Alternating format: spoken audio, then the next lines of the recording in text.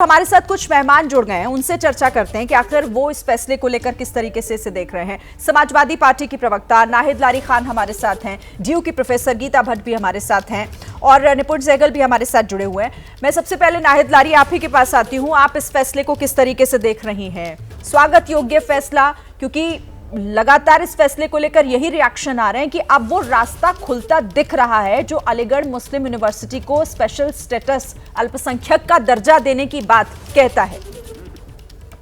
बिल्कुल स्वागत योग्य फैसला है और जिस प्रकार से आज माननीय सुप्रीम कोर्ट ने न केवल भारत के लिए बल्कि पूरे विश्व के लिए ये ऐतिहासिक और न्याय संगत फैसला लिया है, जिसमें अलीगढ़ मुस्लिम यूनिवर्सिटी का माइनॉरिटी स्टेटस के बारे में जो फैसला लिया है वो एक ऐतिहासिक और न्याय संगत फैसला, और इसके लिए हम बहुत आभार व्यक्त करते हैं माननीय सुप्रीम कोर्ट का। अभी जो आप बात कर रहे थे कि अब ये देखना होगा कि आगे इस फैसले से माइनॉरिटी स्टेटस मिलेगा कि नहीं, क्योंकि तो मैं आपको बता दूं, मैं आपके शो पे आने से पहले मैंने देखा और भी चैनल्स पे दिखा रहे थे कि सीनियर लॉयर्स बता रहे थे, स्पष्ट बता रहे थे कि 3 जजेस की बेंच जो है तय करेगी। उसके लिए माननीय सुप्रीम कोर्ट ने मानक तय कर दिया है कि किन आधार पर अलीगढ़ मुस्लिम यूनिवर्सिटी के साथ साथ जो अन्य अल्पसंख्यक यूनिवर्सिटीज है उनको किस आधार पर अल्पसंख्यक यूनिवर्सिटी का दर्जा दिया जाएगा। उसमें मुख्य बिंदु ये है कि सबसे प्रमुख बात ये है कि जो जब यूनिवर्सिटी जो कायम हुई तो उस कायम करने के पीछे कौन था, किसने इसको कायम किया, उसके दिमाग की सोच थी, किसके दिमाग की सोच थी, किस मंशा के तहत इसको कायम किया। तो सबसे पहला बिंदु ये, और दूसरा बिंदु ये कि अभी उस यूनिवर्सिटी का व्यवस्था या मैनेजमेंट किसके हाथों पे है। तो अगर आप अलीगढ़ मुस्लिम यूनिवर्सिटी की बात कर ले तो सर सैयद अहमद खान साहब ने इसको स्थापित किया था। और मैं आपको ये भी बताऊं, मुझे बड़ी गर्व की बात है कि मेरे वालिद साहब भी 58 से 64 तक वहां अलीगढ़ मुस्लिम यूनिवर्सिटी में पढ़े। उस वक्त मिंटो सर्कल स्कूल की भी सबसे पहले स्थापना की थी जी। वो अलीगढ़ मुस्लिम यूनिवर्सिटी का हिस्सा, वहां पर मेरे वालिद साहब पढ़े थे। और तो ये सोच सर सैयद अहमद खान साहब की थी, और स्कूल से आगे फिर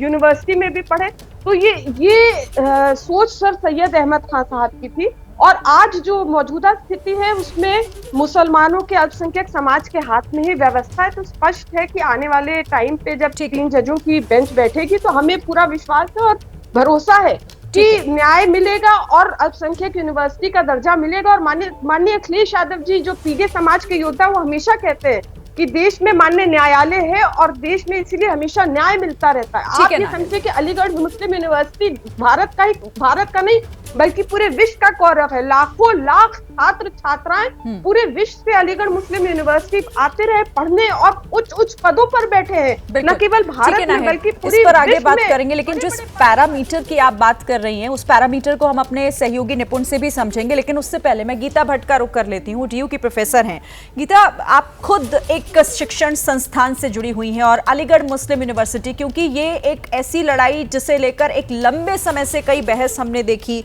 कई इसे लेकर जो है वो दावे किए जाते रहे हैं, और आज सुप्रीम कोर्ट का ये फैसला, सबसे पहले तो आपका रिएक्शन, आप इसे कैसे देख रही हैं? श्री देखिए, 7 न्यायाधीशों की बेंच ने मिलकर एक निर्णय लिया, तो सर्वोच्च न्यायालय का निर्णय है तो जो भी निर्णय है उसको हमें स्वीकारना तो है। परंतु साथ ही साथ प्रश्न ये भी उठता है कि अगर उन्होंने माइनॉरिटी का दर्जा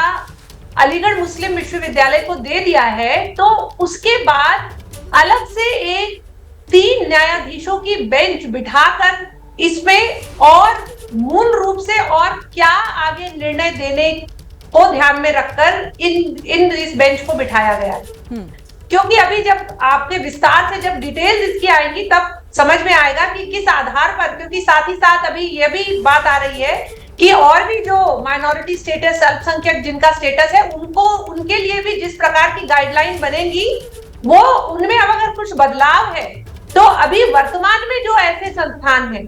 जो कि माइनॉरिटी स्टेटस जिनका है और उन्हें जिस आधार पर जो है भारत सरकार के द्वारा जो भी फंडिंग दी जा रही है उसमें क्या आमूलचूल परिवर्तन आएगा, जो गाइडलाइन अब इस सर्वोच्च न्यायालय के द्वारा जो अभी निर्णय दिया गया है उसके आधार पर। परंतु विषय यहाँ ये भी उठता है कि क्या अलीगढ़ मुस्लिम विश्वविद्यालय में हमेशा से ही क्या अल्पसंख्यकों के लिए ही आरक्षण रहा है? 2010 और 11 में यूपीए सरकार के समय में अलग से एक कमीशन की स्थापना करी गई थी, national commission for minorities education in India. उसके आधार पर अलीगढ़ मुस्लिम यूनिवर्सिटी को यह निर्णय लेने का जो है एक तरह से ये बदलाव आया कि वो चाहे तो अपना जो आरक्षण है वो 50% सिर्फ अल्पसंख्यक मुस्लिम जो छात्र हैं उनके लिए कर सकते हैं। उससे पहले तक वहां जो जनजातीय समाज के लोग हैं और अनुसूचित समाज के लोग हैं उनके लिए भी रिजर्वेशन था, आरक्षण था, परंतु वो रिजर्वेशन हटा दिया गया और उसके बदले में 50% आरक्षण जो है वह अल्पसंख्यकों के लिए रखा गया है। तो कहीं ना कहीं प्रश्न ये भी उठेगा कि क्या इस प्रकार के बदलाव, अगर एक ऐसी इस प्रकार का निर्णय आने से अलीगढ़ मुस्लिम विश्वविद्यालय जिसका कि लगभग 1200 करोड़ का बजट रहा है 2022-23 का, जो कि पूर्ण रूप से केंद्र सरकार के द्वारा जो बजट जो है दिया जाता है, अब ऐसे में अगर इस प्रकार से ये निर्णय लिए जाएंगे तो क्या आगे आने वाले समय में कभी भी कोई भी विश्वविद्यालय इस तरह के कमीशंस की आड़ में अपना आरक्षण की जो नीति है उसको बदल देगा? अच्छा, और आपकी आपत्ति ये है कि कहीं ये बदलाव उस आरक्षण की व्यवस्था पर भी असर ना डाले, ये आपकी आपत्ति है। ठीक है, इस पर हम बात करेंगे आगे।